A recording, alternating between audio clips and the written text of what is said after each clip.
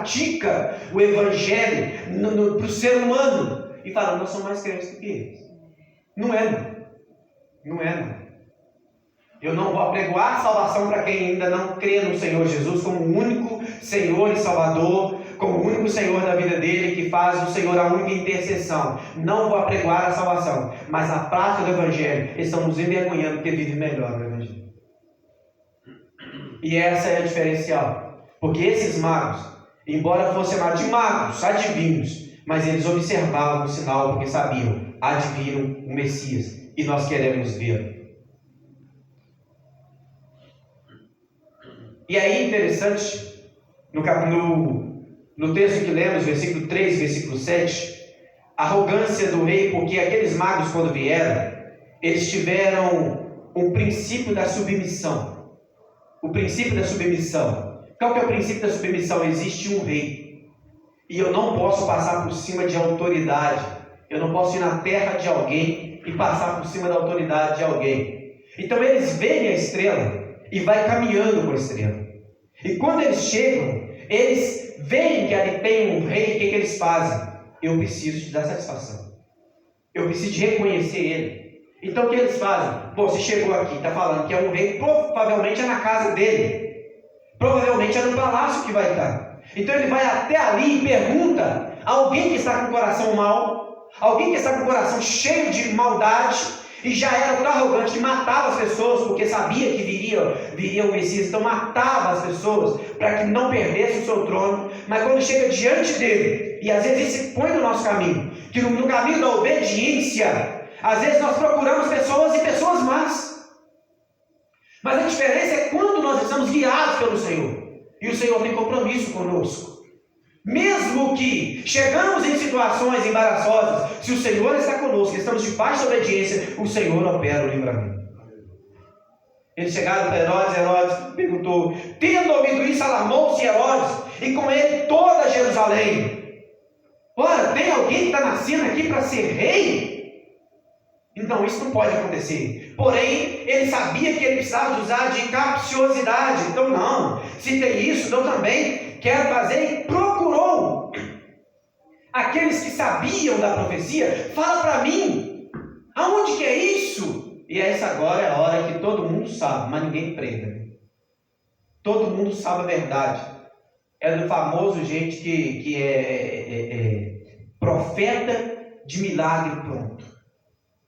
Tem um punhado de gente que é isso, é profeta de milagre pronto. Quando a coisa já foi falada, todo mundo sabe. Quando já aconteceu, todo mundo sabe.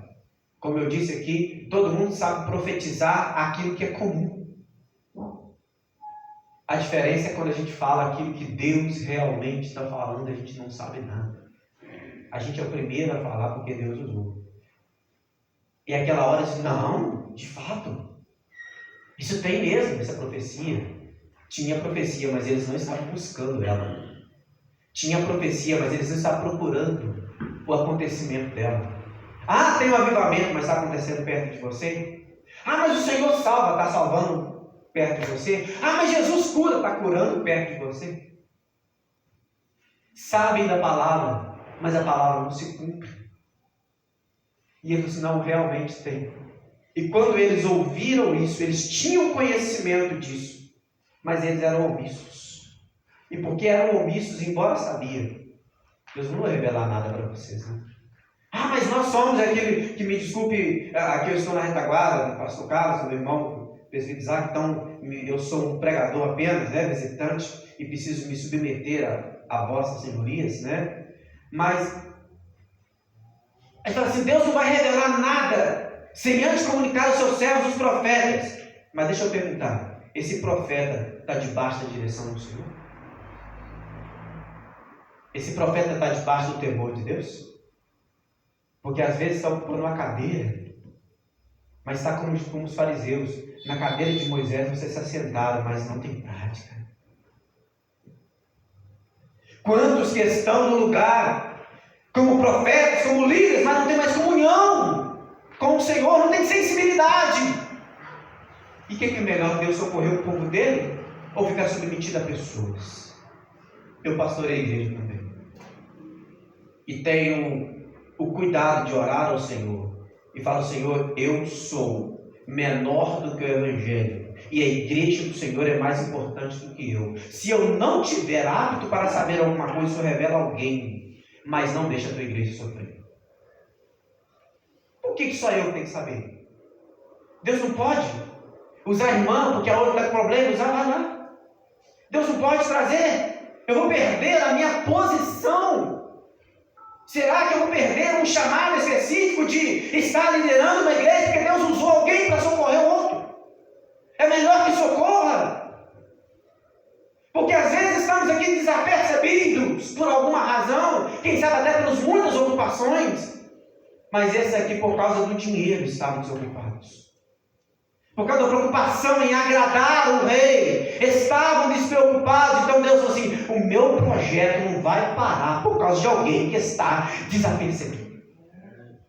A minha palavra não vai deixar de cumprir por causa de alguém que tem fama, posição, mas está fora da minha direção momentânea. Não deixou de ser obreiro, não deixou de ser pastor, não deixou de ser ungido, mas está faltando um pouco mais de comunhão com Deus. E Deus não vai deixar de cumprir. Deus não vai deixar de socorrer a sua igreja por causa de pessoas assim. Eles eram omissos. Omissão desses religiosos. Conhecia a profecia, mas não tinha afinidade. E o conhecimento, a fé e a obediência, elas são maiores do que os dons e as posições. Ah, mas Deus me usa no dom de curar. Mas será que Deus vai usar mesmo? Porque Deus usa para engrandecer o Evangelho, para ratificar a graça dEle, a misericórdia dEle, não é para poder engrandecer a minha vida. Não. Se eu achar que eu vou operar um dom, para poder falar que eu sou tal, e Deus diz: não vou curar, agora não. Eu vou curar depois, mas agora não. Mas Deus pode também mesmo assim fazer? Pode. Porque depois ele diz assim: eu curei, foi o meu nome que curou você. E pensa numa coisa ruim.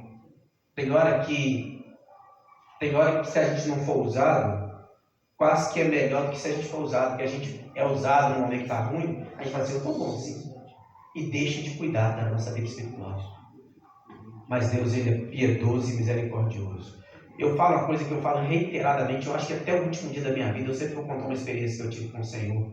Uma vez que eu estava assim, meio barro, meio madeira, e eu fui pregar, e a pregação foi muito boa. Aí eu voltei e falei para mim mesmo: eu não estou tão ruim assim não. A pregação foi boa, graças a Deus. E na hora Deus não usou ninguém, para lá dentro do meu coração mesmo. Da minha igreja e da minha palavra cuido eu. Agora eu cuido da sua vida. Eu cuido da minha igreja. Isso não quer dizer que você está bem, não. Se eu estou aqui pregando e Deus vai colocar a palavra na minha boca, como usou Balaão, mas não quer dizer que eu tenho que cuidar da minha vida para mim entrar na mansão celeste. O conhecimento lhes fez ficarem atentos. Eles olhavam o tempo todo e diziam: nós vimos o sinal. Por conhecimento apenas. Não tinha graça. Tinha apenas conhecimento. E estava observando aquilo que haveria de acontecer. Estavam sensíveis à palavra do Senhor. Estavam sensíveis ao sinal. E aí nós vemos que às vezes tem gente